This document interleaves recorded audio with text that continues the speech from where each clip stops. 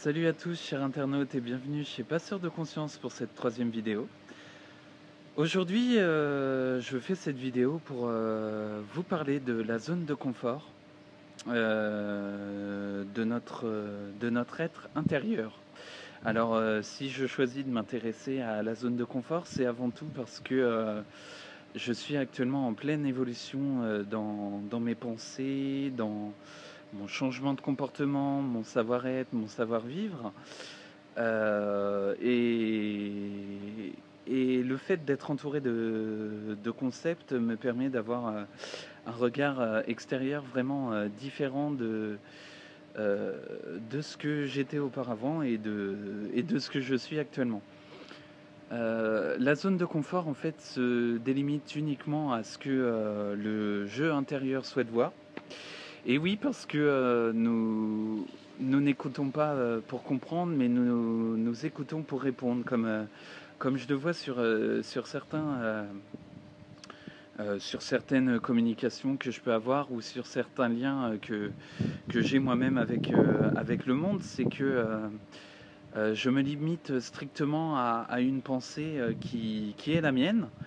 Et je ne prête pas le plus souvent attention à la pensée de l'autre, à ce qu'il est, à ce qu'il vit, à ce qu'il ressent. Et je trouve que c'est ce qui explique la plupart de nos difficultés au niveau notamment des relations sociales, de notre construction personnelle. C'est que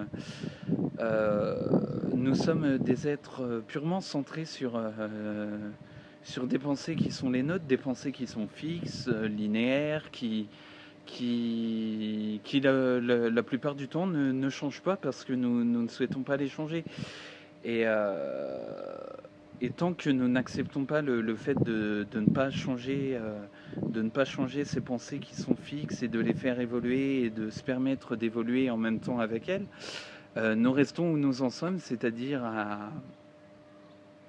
à uniquement subir les événements et nous subir nous-mêmes, nous subir dans nos émotions, dans notre place au niveau de l'échelle humaine et de l'échelle tout simplement sociale. Et je souhaitais venir aussi à cette question de la pauvreté humaine, de la pauvreté sociale, de l'intégration aussi, de l'intégration personnelle et professionnelle dans le cadre de l'humanité et de ce que nous sommes en tant qu'être humain. Il nous reste pas mal, pas mal d'efforts à accomplir là-dessus. Même moi je tente de mettre en place tout un tas de méthodes pour pouvoir réussir à être un être pleinement épanoui, pleinement en recherche de savoir, en recherche de conscience, en recherche d'épanouissement aussi, parce que selon moi, la plupart des livres qui s'intéressent à cela montrent en effet toute la pertinence qu'il y a à se lancer singulièrement et à être dans une présence à soi et avec les autres pour pouvoir évoluer. Pour en revenir à la zone de confort, la zone de confort en fait vous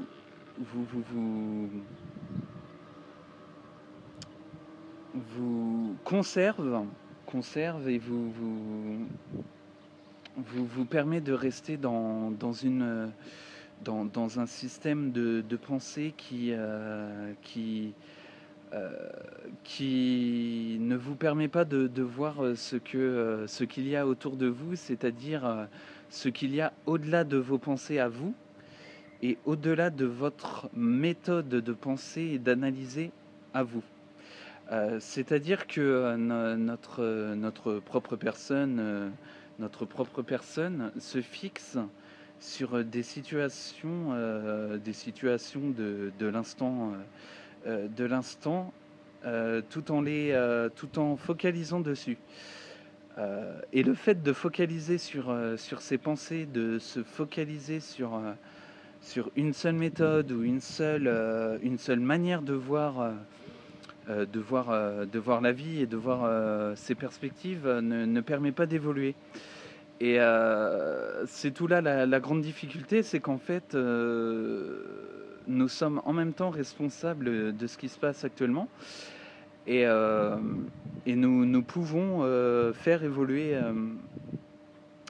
les choses en utilisant des techniques toutes simples, c'est-à-dire en étant observateur, en essayant de voir et de comprendre l'autre, parce que lorsque nous comprenons l'autre, en fait, ce qu'il vous dit, ce qu'il vous transmet, c'est aussi un bienfait intérieur, même si vous prenez, enfin nous prenons tous cela pour des critiques ou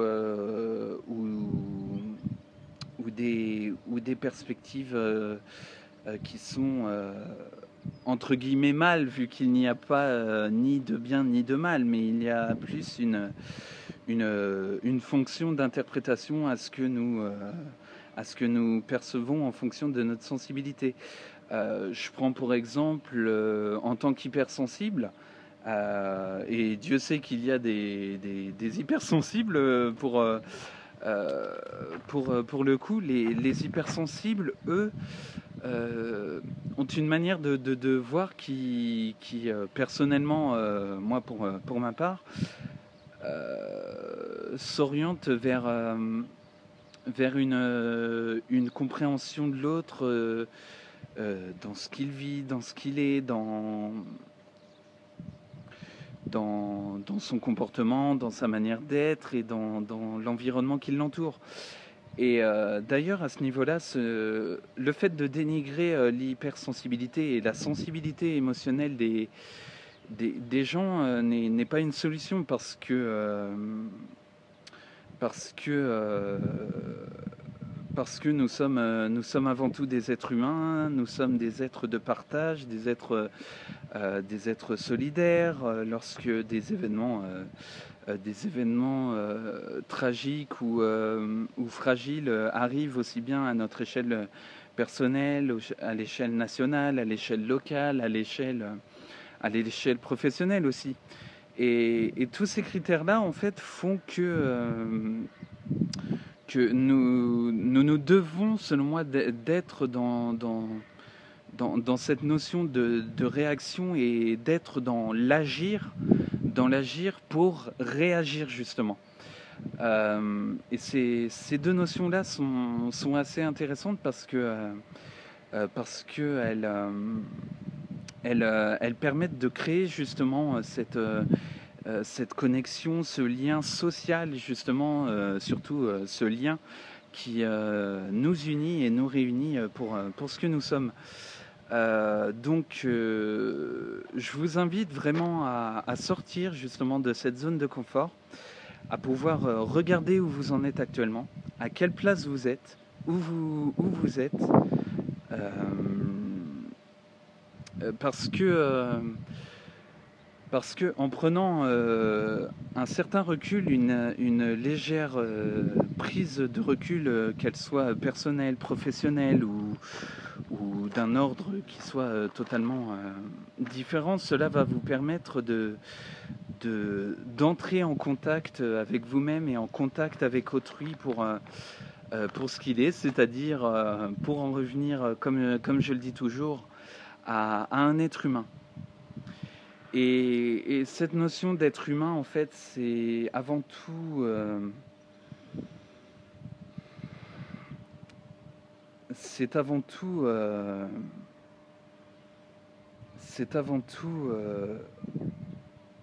réaliser.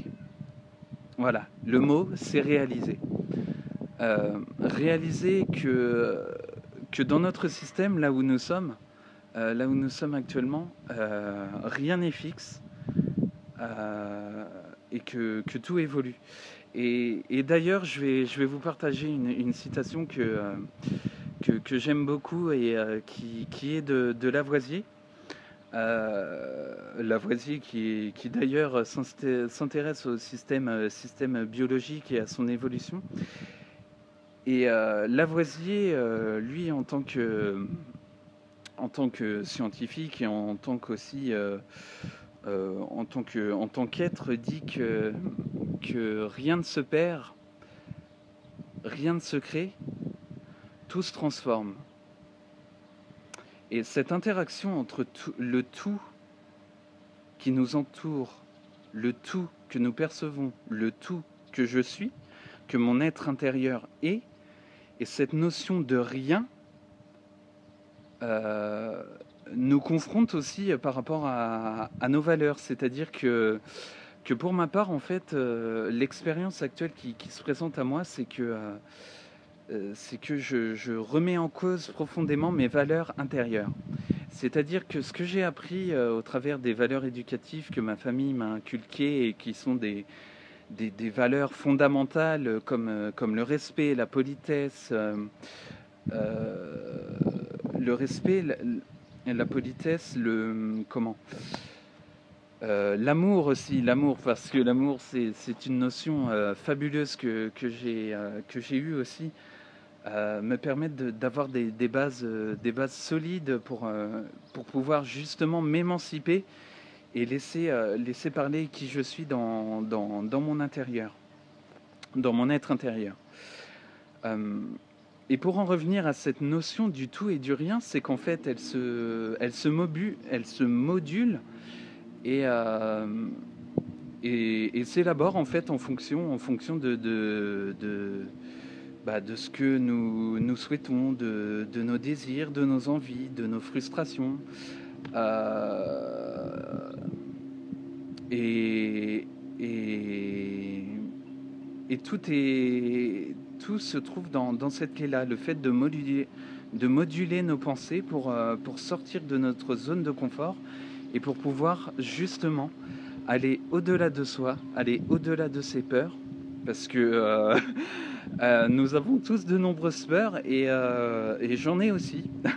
Je tiens à vous dire que c'est assez déstabilisant, mais j'ai des peurs, oui, je l'affirme, j'ai des peurs et je suis fier de les avoir pour pouvoir justement les surmonter et pour pouvoir aller au-delà des capacités et des compétences que j'ai actuellement. Et ce qu'il faut, c'est pleinement comme un ami me dit, d'ailleurs, je reviens à ce que Jean-Yves m'a dit il y a de ça quelques jours, c'est qu'est-ce que tu choisirais entre avoir une belle vie et pouvoir te réaliser pour ce que tu es et après une mûre réflexion, avoir une belle vie ne m'intéresse pas parce que dans le sens que je vis déjà, je suis un être qui est ici. Ma maman m'a donné naissance. Je suis en pleine évolution parce que rien n'est fixe et que tout évolue et ce fait-là d'être présent et d'être être humain me suffit, mais cette notion de réalisation, je la comprends dans le sens où se réaliser, en fait, c'est être dans l'agir et pleinement concrétiser les envies que j'ai et pouvoir les transmettre aussi, les transmettre. Et cette notion-là est assez intéressante pour évoluer. Et ce qui fait que nous avons du mal justement à pouvoir avoir accès aux autres, à la communication que les autres nous transmettent, c'est que nous restons uniquement dans notre propre bulle, dans notre propre vision, dans nos propres perspectives, et que toute votre vie, vous pourrez rester toute votre vie dans cette perspective sans que rien n'évolue. C'est-à-dire qu'il faut passer d'une certaine rigidité de la pensée à une libération et à une réalisation de soi. Et quand j'entends soi, ce n'est pas moi en tant que personne égoïste, individualiste, un but de ma personne, mais plus comme un être expansif qui souhaite donner de son temps, qui souhaite être utile à la société, être utile à soi, euh, donner des moyens de réussite, des moyens de potentiel à partager et des moyens de vivre, des moyens de vivre aux autres. Et je vais faire aussi référence à un philosophe assez intéressant. Je vais prendre pour exemple Kant. Kant disait que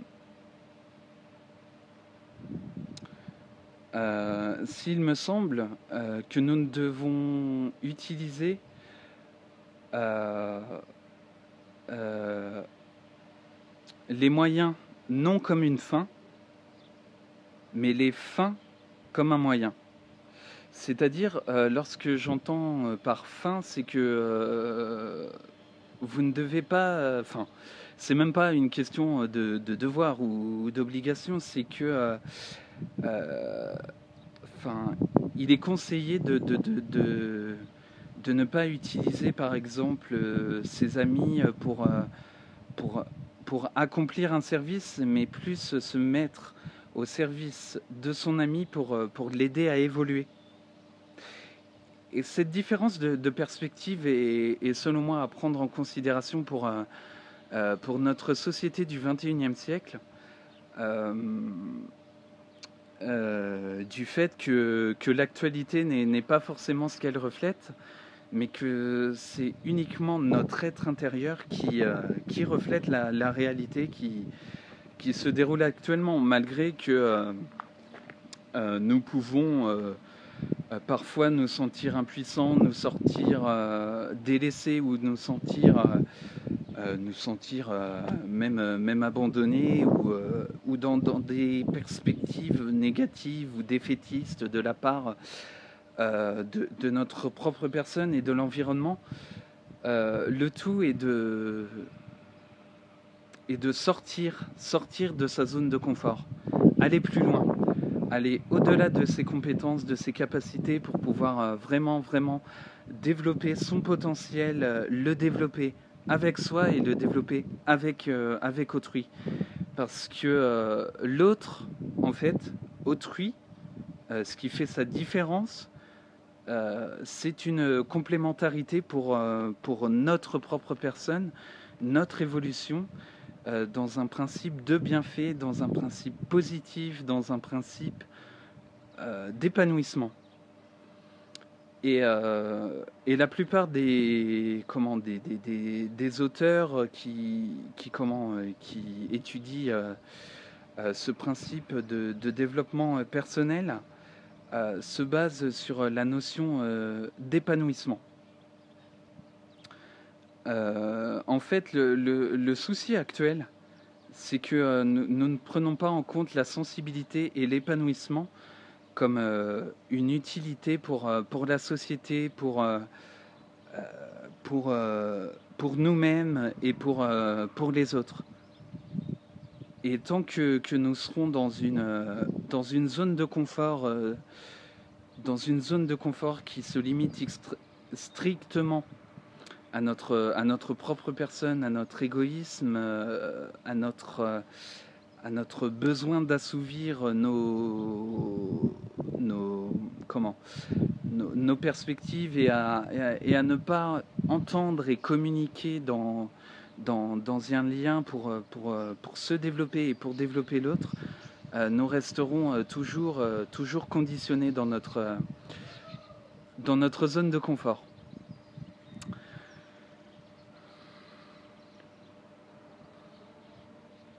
Donc, je vais m'arrêter là pour aujourd'hui.